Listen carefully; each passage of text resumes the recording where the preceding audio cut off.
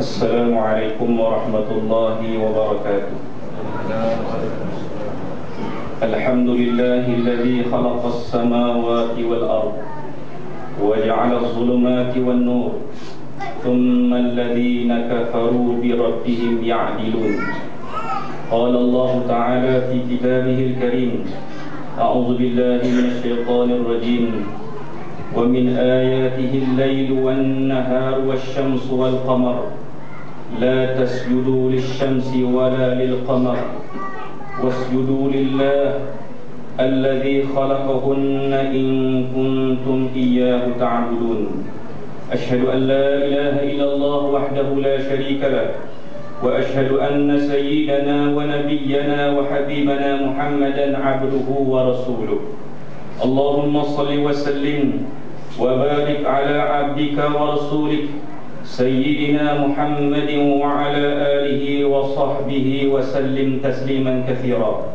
Amma ba'd, fa ya ibadallah ittaqullah, usikum wa iyaya bi taqwallahi azza wa jalla wa khasyatihi wa ta'atihi wa ta'ati rasulih sallallahu alaihi wasallam.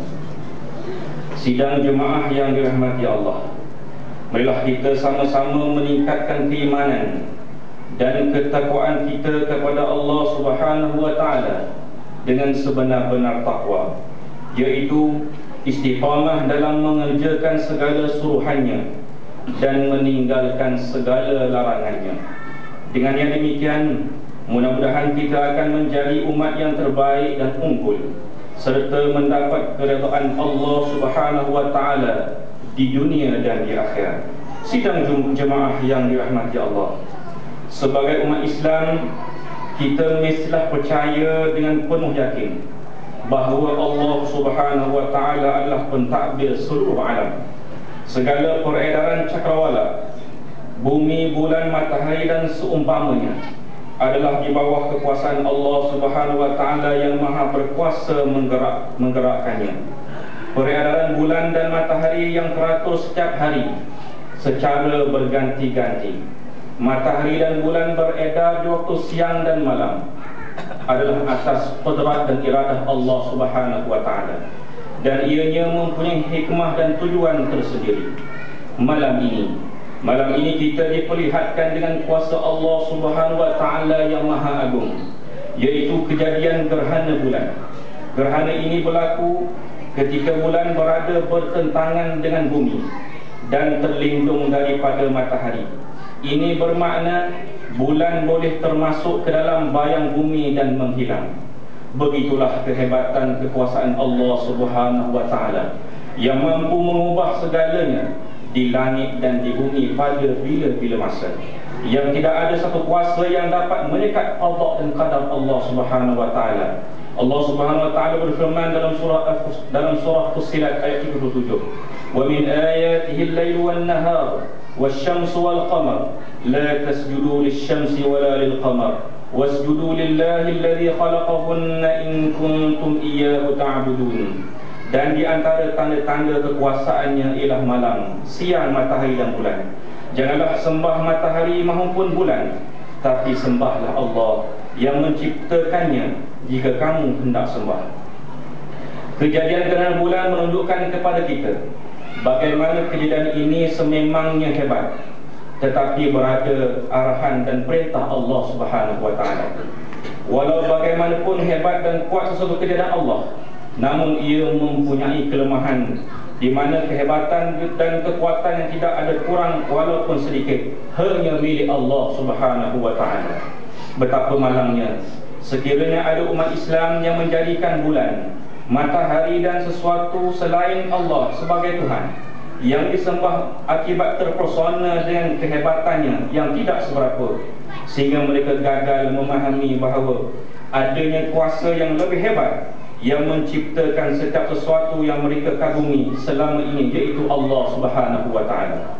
Begitu juga lahirnya ramai manusia yang hanya merasa bagaimana hebatnya pergerakan bulan, matahari dan segala cakrawala yang lain di atas landasan orbitnya, tapi berlakunya pelanggaran antara satu sama lain. tetapi golongan ini gagal menjejaki tentang adanya Allah Subhanahu wa taala yang mengatur segala pergerakan tersebut. Inilah antara kelemahan akal manusia yang terbatas had kemampuannya, di mana tanpa panduan agama maka manusia tidak mampu mengenali Allah Tuhan pencipta walaupun terlalu kagum dengan alam ciptaannya. Muslimin muslimat yang dirahmati Allah, kejadian gerhana matahari ataupun bulan ini bukanlah merupakan suatu tanda akan timbul suatu kejadian yang aneh dan mengkhawatirkan.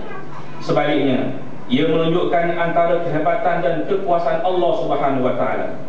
Kejadian gerhana juga bukanlah disebabkan oleh kematian atau kelahiran seseorang, sebagaimana teguran Rasulullah sallallahu alaihi wasallam terhadap para sahabat yang membuat pelbagai andaian tentang kejadian gerhana matahari yang berlaku berbetulan dengan hari kewafatan anak-anaknya Ibrahim.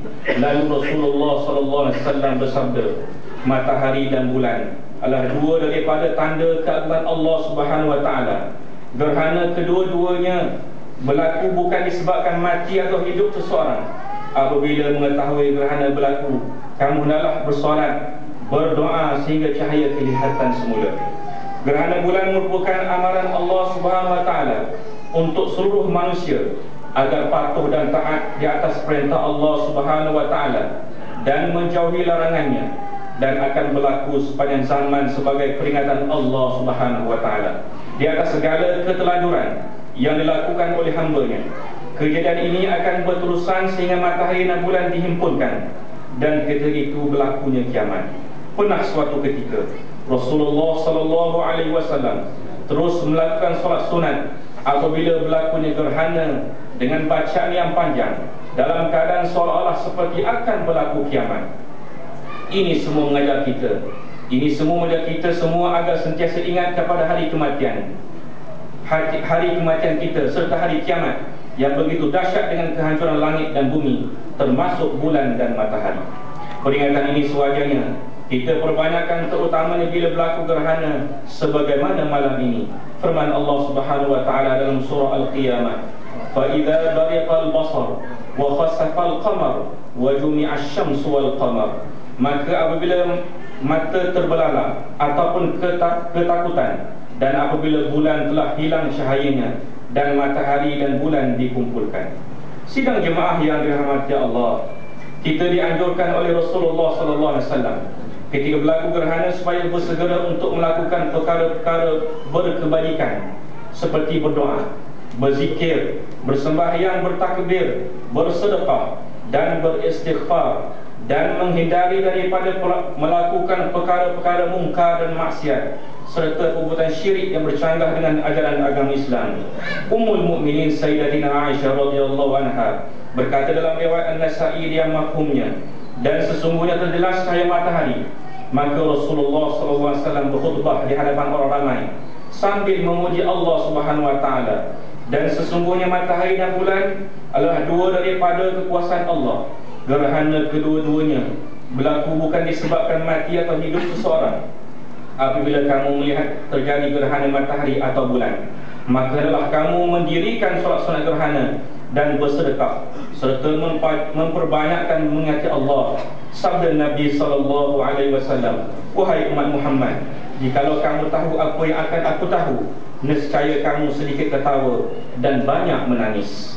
Mimbar mengharapkan kejadian gerhana bulan ini akan menimbulkan keinsafan, kesedaran, menambah serta menguatkan lagi keimanan dan ketakwaan kita kepada Allah Subhanahu wa taala, sebagaimana firman Allah taala dalam surah Ali Imran, a'udzu billahi minasyaitonir rajim, inna fi khalqis samawati wal ard wa ikhtilafil laili wan nahar laayatin liulil albab الذين يذكرون الله قياما وقعودا وعلى جنوبهم ويتفكرون في خلق السماوات والأرض ربنا ما خلقت هذا باطلا سبحانك فقنا عذاب النار.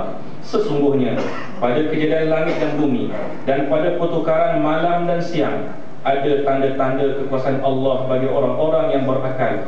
yaitu orang yang menyebut dan mengingat Allah semasa mereka berdiri, duduk dan berbaring mengiring, dan mereka pula memikirkan tentang kejadian langit dan bumi sambil berkata, wahai Tuhan kami, tidaklah Engkau menjadikan semua ini dengan sia-sia? Maka Maha Suci Allah, maka peliharalah kami dari azab api neraka.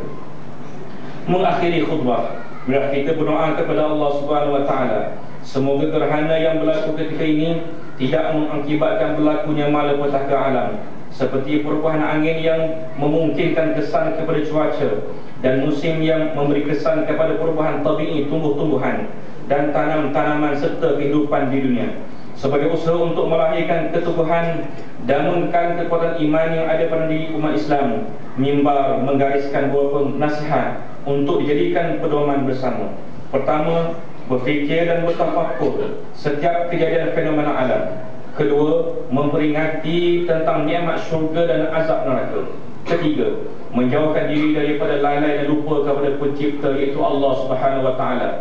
Keempat, menghitung, mempertingkatkan dan memperkemaskan amalan kebaikan sepanjang masa. Dan yang kelima, bersegeralah memohon taubat kepada Allah Subhanahu wa taala di atas kealpaan dan keingkaran mentaati perintah Allah Subhanahu wa taala. Barakallahu li wa lakum fil Qur'anil azim, wa nafa'ani wa iyyakum bima fihi min al-ayati wadh-dhikril hakim, wa taqabbala minni wa minkum tilawatahu innahu huwas samiul alim. Aqulu qawli hadha wa astaghfirullahal azim li wa lakum wa lisa'iril muslimina wal muslimat wal mu'minina wal mu'minat fastaghfiruhu faya fawzal mustaghfirin wa ya najat at-taibin.